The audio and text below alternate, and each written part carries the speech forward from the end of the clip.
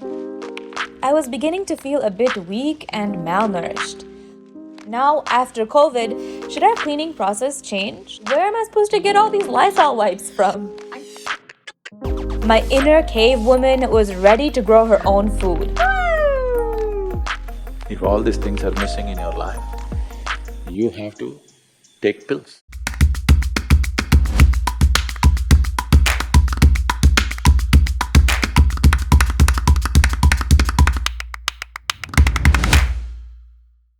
Current statewide total of 145,089, and the trend line… Seeing the numbers flying away in New Jersey, I have to admit I was getting overwhelmed. Hi, I'm just working on my tan. After the federal advisory against even going to the grocery store, I stopped going out and I even stopped watching the news. I'm living under a rock. Well, hermit life comes pretty naturally to me, but the problem was I had completely run out of vegetables. Other than a tiny bag of frozen peas, I was living off rice and lentils full time. I mean, it's filling, but after a while you tend to feel like you're missing something. And to put salt into the proverbial wound, it seemed like everyone was unveiling their master chef avatar, posting all kinds of food all over social media. Mouth drooling and stomach grumbling, I somehow ignored these sexy videos, which were slowly but surely seducing me into just quickly slipping into the nearby grocery store. Temptation apart, I was beginning to feel a bit weak and malnourished. My saviour, Instacart, was going through tough times as employees went on strike on Labor Day. The hands and the sweat which fuels the world's industry, nameless people, it is their hands which move the wheels of modern industry, it is their sweat which lubricates the wheels. We must ensure they do not go into starvation mode, otherwise what is the use of labor days?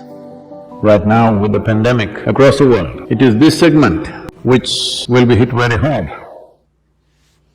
To support our farmers and my growing appetite, I decided to go to a nearby farmers market. In honor of the cancelled Met Gala, I decided to go for an orangey summer look, a triple layer mask paired with an extremely cheap pair of sunglasses. People usually wear dupatta masks like this in India to keep away the dust or to stay as fair and lovely as possible. Brown isn't really a problem for me, but I do find it easier to breathe in this than a normal mask.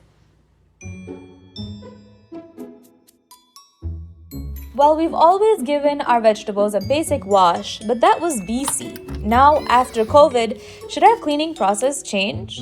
Some scientists and doctors say it's just a nice to have, but others have made an elaborate ritual out of it.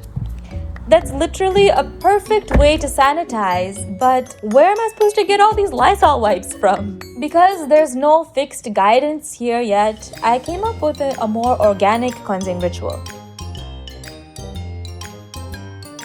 I got there early so social distancing would be easier.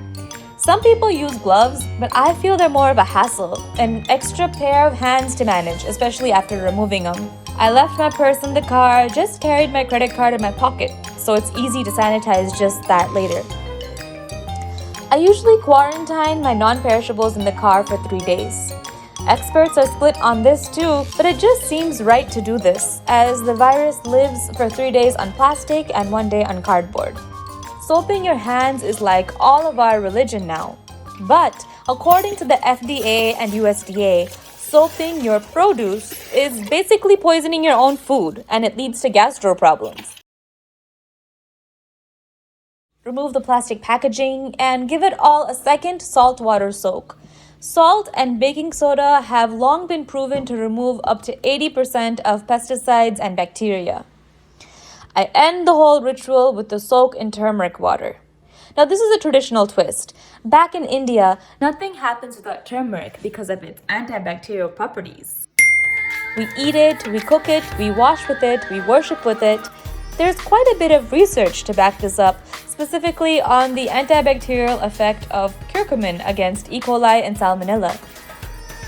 The vegetables finally come out with a mild scent of turmeric which smells absolutely divine. I finally do a quick back trace with a damp soapy cloth on the doorknobs and the surfaces of whatever I or the groceries had touched. I think I'll continue this even after the whole COVID madness is over. Maybe it's because I haven't had veggies in a while, but it felt so nice to touch these vegetables, pamper them a bit, and then put them away. So next time, instead of just throwing bags into the fridge, why don't you also slow down and smell the broccoli?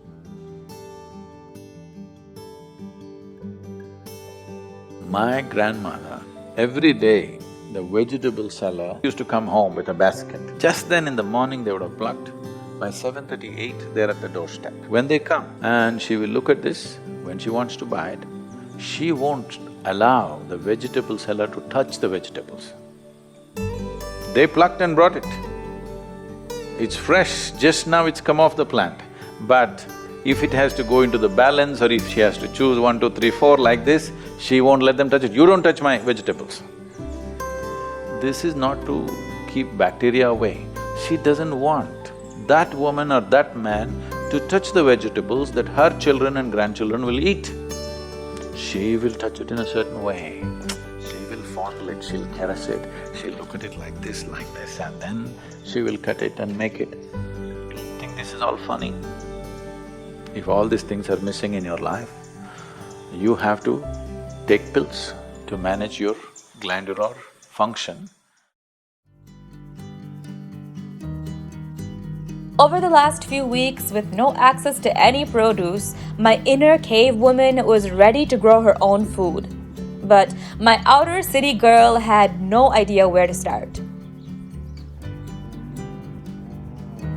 Growing or wanting to grow your own food during a global crisis isn't a new thing.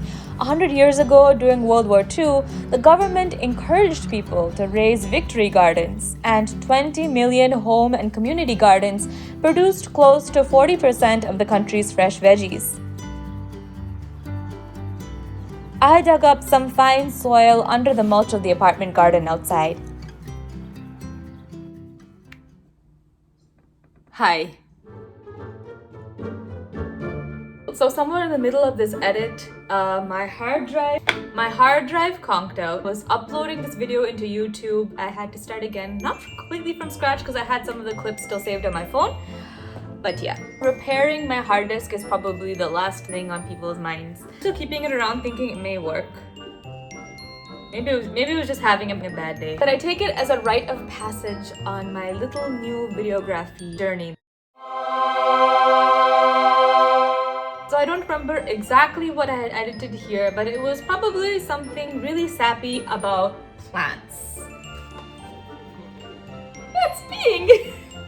He's peeing again. Also, how I got inspired is this YouTube channel called Garden Up. I came across it just browsing YouTube, and then I ended up spending hours just watching her videos on loop, almost like it was a movie. Hey guys, how are you all doing? And all she was doing was just talking about plants. One thing is she's so passionate about the plants. Today we're growing some herbs from spices in our kitchen.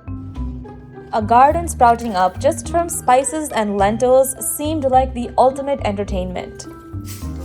I wanted to see a plant sprout and grow up strong, but any and all maternal pangs end right there. A plant mommy is about as far as I'm willing to go.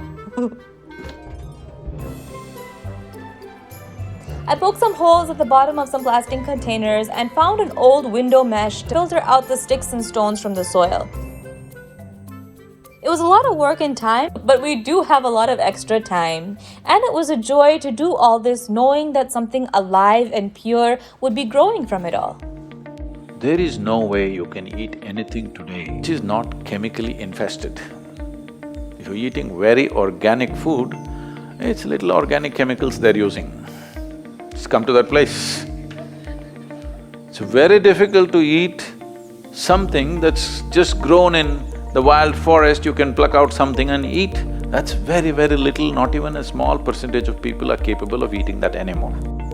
It's all from the marketplace. And what goes into the marketplace is all about more, not about what. My excited mind was already wildly racing towards how to make a vegetable garden in my empty bedroom.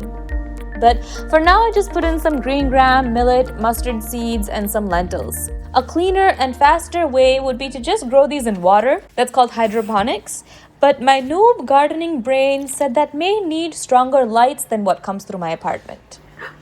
Woo! It took about 4 days for the mustard seeds to sprout first. I actually thought the moong dal or the green gram would sprout first, but they've proved me wrong. They're so low maintenance, they're so intelligent, even if they're stuck in a pot instead of outside in the ground where they would probably prefer to live.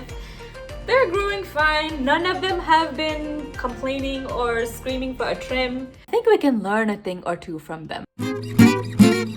I found out that gardening is considered an essential service. I also decided to go out to the nearby nursery, and it also happened to be Mother's Day.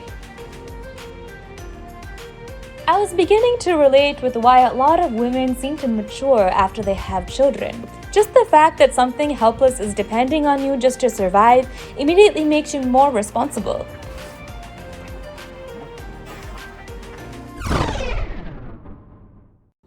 Have I become a plant lady?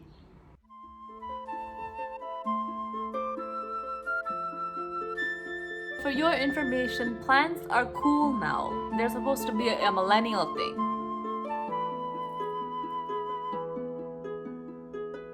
If there's one thing I can learn from them, it would be probably to embrace my weirdness.